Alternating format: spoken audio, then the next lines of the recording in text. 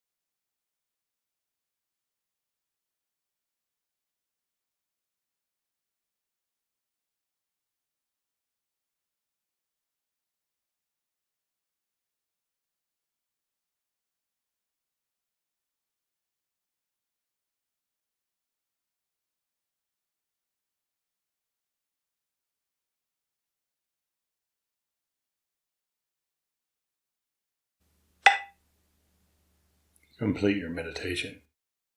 And remain in this place of quiet receptivity, of thinking tranquility for just a few moments.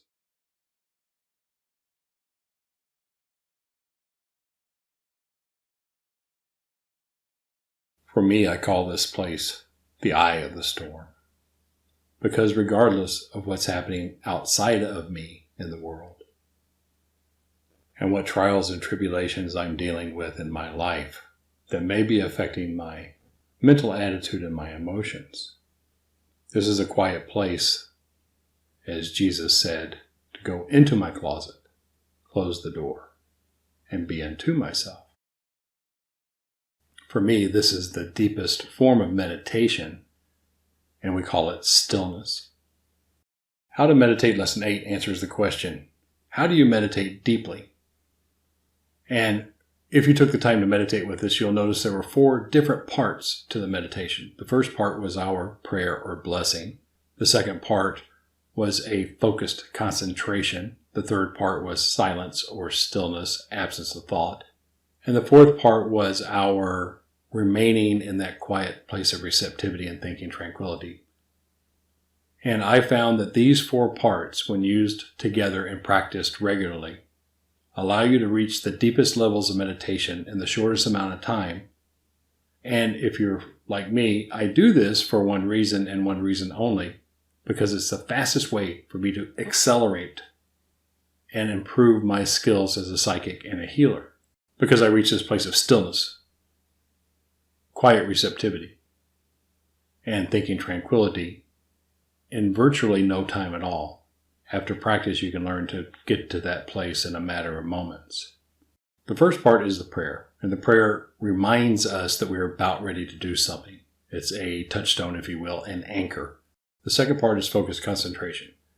And the focused concentration, we hold a spot in our mind's eye. If you can't see the spot, you pretend or imagine that it's there. And you look at that spot, you see the spot, you know the spot, you imagine the spot, you pretend the spot's there for 5 minutes to the exclusion of all other thoughts. This concentration or focused intention bores our mind to death, but it also builds the strength and muscle to have our mind, which is seated in our brain, the mechanical part of our central nervous system, to do what we want when we want it. Then after that intense work, that intense concentration, at the second bell, we let go of that single thought. And as you let go of that single thought, you'll start to drift down. I follow the sound of the bell as it starts to get less softer and softer. My mind and consciousness lets go of the one thought and drifts down to no thought. And then I hover between no thought and no conscious thought and not chasing thought, between 0 and 1 on a scale of 1 to 10.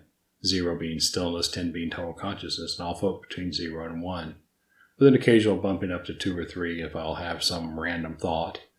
And then I'll come back down. And many times I'll reach stillness or 0, maybe 5, 6, 7 times during the 5 minutes. And during that time, my energy level revitalizes. But more importantly, what happens is my mind is detached from any emotion, any physiological, any psychological, any charges that are held within my body, as I call it, the eye of the storm. At the end of the stillness, the bamboo clap goes off, and I remain and dwell in that area of solitude, quietness, for 3 to 5 minutes, and I allow myself to think through my day, review my day if it's my evening meditation. I will look at any problems I've got. I'll look at any things that are coming up in the future for me. I'll touch in with my spirit guides and teachers, and I will get spiritually grounded in what's going to happen during my next day. Now, how do you meditate deeply? Well, the deepest form of meditation is stillness. The meditation practice we use is called stillness practice. And here's why I like it and how I find it to be the most effective. And I'm going to use a physical analogy for this. If you've ever done any type of physical therapy or physical stretching, there's a form of stretching that I was introduced called pre-tense stretching. So you tense the muscle first and then you stretch it. And the easiest way to feel this is if you take your hand put it against your head and you push against your hand. Push, push, push, push, push for 20 seconds. And then at the end of 20 seconds, you relax and stretch the opposite way. What you'll find is you can stretch further and more easily. You can do this on any muscle. So on your bicep, you could tense the biceps, you could hold it tight, tight, tight, tight, tight. And then you can relax the bicep and you'll stretch it further than if you just do a cold stretch. So that's called pre-tense stretching. In our stillness meditation practice, we pre-strain or we pre-tense the mind by putting one thought that we hold to the exclusion of all other thoughts for 5 minutes. So we hold the spot, we hold the spot, we hold the spot, our mind drifts, and we come back to holding the spot. So we train our mind to think about one thing to the exclusion of all other things for 5 minutes. Then when the bell goes off, we release that, we follow the sound down, and we drift into stillness, a place of quietude. And we only hold that stillness. And just like the pretense stretching that allows us to stretch more deeply, this pre-concentration allows our mind to touch a deeper level of stillness, of meditation. That's how you meditate deeply, is by touching stillness. And in my opinion, the more quickly you can reach stillness, the deepest level of meditation, the better. In my opinion, quicker is better. Now, there are places for longer meditation sits. Those techniques are beautiful and accomplish some great things for people. But remember, the context for my practice is to open up the spiritual eyes of my soul, to allow me to become a better psychic and healer. And this is the fastest, most efficient, effective way I've found to reach a deep level of meditation to serve those purposes. Thanks for joining us today. I'm T.S. Hall, the Stoic Medium. I'm a spiritualist minister, and I teach old souls, empaths, and highly sensitive people how to excel as psychics and healers. We do this by applying scientific methodology to spiritual practice that allows you to develop undeniable psychic and healing abilities that you can display on command when you need them most. If you found this video helpful and informative, give us a thumbs up. Otherwise, a thumbs down, because we're a new channel. We're trying to figure out exactly the best way to convey timeless spiritual practices and information via electronic media, via video. And if you're new here, please subscribe. You can click my picture or smash the red button below. Below my picture is what I recommend you watch next. It's an introduction to our course, Spiritualism Made Simple. Until next time, my highest blessings.